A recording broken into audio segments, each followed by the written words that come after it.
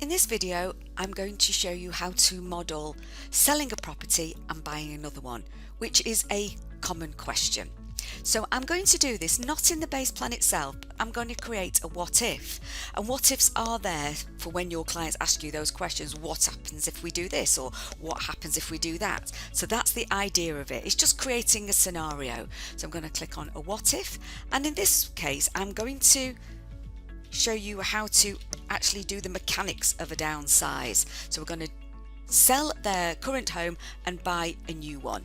So I'm going to do that and click on create plan. The first thing I'm going to do is go back to my timeline and add an event on my timeline for when they want to sell their current home and buy a new one. So for that, I'm going to click on the plus button in the bottom right hand corner and then click on event. I'm going to name it new home. I'm going to decide which year I'm going to do it in, which is when Grace is 60, and then I'm going to pick an icon and I'm going to pick the house one. So that's that set up. You can also create events on the fly when you're actually doing the downsize itself. So we've got the event there. I'm going to go back to the dashboard now and now do my manipulation of the data. So the first thing I'm going to do is that I need to sell the home. So I'm going to go into property, click on home, and then in this case I'm just going to go to the timing on the left hand side. You'll remember from previous videos when we put this in that if they've already got a house, it will assume it's here from the start of the plan and will only sell at the very end. But we want to sell it at a different time, and I want to sell it here at that event I've just created. So I can either drag and drop the event into there, or if you're having trouble dragging and dropping, you can click on it and set it as the end event. Takes you to the same place. Or you'll also see this pencil in the box here, so you can click on that and you can choose the event where you want to sell it. You can see it's here. I've already chosen that one, so I'm just going to leave it as it is, and then I'm going to click done. Now I want to show you how the chart changes, so I'm going to put my details on and I'm going to show you here. So this yellow bar here shows you the asset liquidation, so that's how much that house is being sold for in the future. What I'm also going to do is click on the legend, and then you can see that that colour there corresponds with the asset liquidation. So what happens with this asset liquidation and the spare funds? So let's double click on that bar and take us to year view at that point. If I go to property first of all, we'll see, and it can show that it's been liquidated. If I go to the cash flow, you can see the funds coming in there, and then if I go to the investments, you can see because it was a joint home, the equity is split equally between Grace and John, and this has been swept into those default surplus accounts. If you remember back to some of the first videos, we talked about surplus funds, the difference between surplus habitual income, which is spent, and also surplus funds from, say, asset liquidations, which we save into the plan. And if we don't tell it to go anywhere else, it will go into these surplus accounts here. So we can see it's split equally there. So now, which is great, they've got a load of money, but they've got nowhere to live. So let's buy them a new house. So plus button bottom right hand corner and property. It's still going to be a primary residence. I will call it their new home, and I'll give it a market value in today's terms of 200,000, and the same as the purchase value. You need to pop that in. And is it a future purchase? The answer in this case is yes. So they want to buy in today's money a house equivalent to 200,000 euros.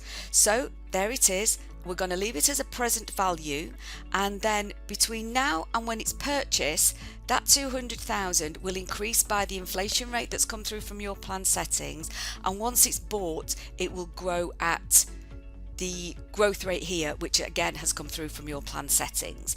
Now we've said it's a future purchase, but we need to tell Voyant when we're going to purchase it. So again, we go to timing and we do the opposite of what we did last time. So we want the sell event to be at the end of the plan now, but we want to buy it later. So I'm going to drag and drop that new home event into the plan start box. So you can see now the first few years are greyed out, so that home isn't in the plan then, and it's coming in later on. Now I'm just going to click done in the top right hand corner, and you'll now see in this year where we're selling it, just put my legend back on there, that black line has gone up. That's my total need line, which shows there is more money to be used, is a bigger expense in that year, but there's still some surplus, so it's still showing the asset liquidation, but the total need is more, and this is because we've purchased the house. So let's have a look what happens in this year. I'm going to double click directly on there so it takes me to year view in there. So we're still in the cash flow, we still see those asset liquidations. In the property, we still see the original home being liquidated and this new property being bought.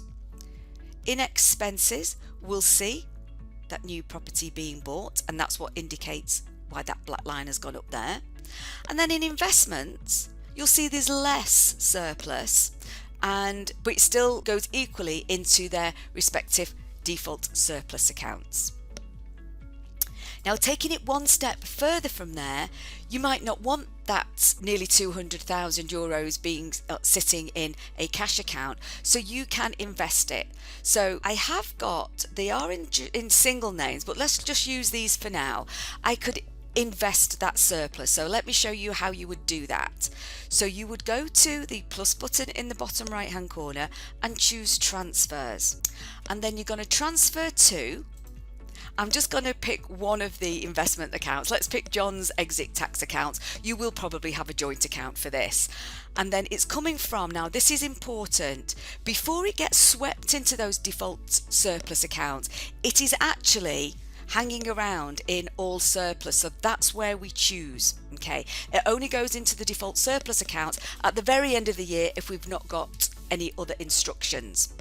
So it's going to John's exit tax account, so he's having all the money, and it's coming from the all surplus. Now I'm going to transfer all available, and it's not, I don't need to do it before paying expenses. We want everything to be paid first. We only want the surplus, and it's going to be recurring. No, it's just going to be the one-off, but the timing of it is going to be at this new home. And I'm just going to click done, and again you're going to see the changes to the plan.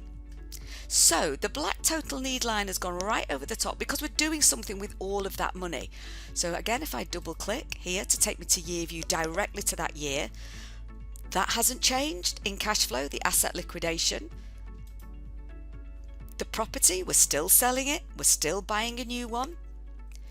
In the expenses, we are still purchasing that new home there, but then we see the surplus contribution, and that now is the difference. Instead of 97,000 euros going individually into each of those default surplus cash accounts, it's all going into John's exit tax account. Thank you for watching. I hope you found this useful.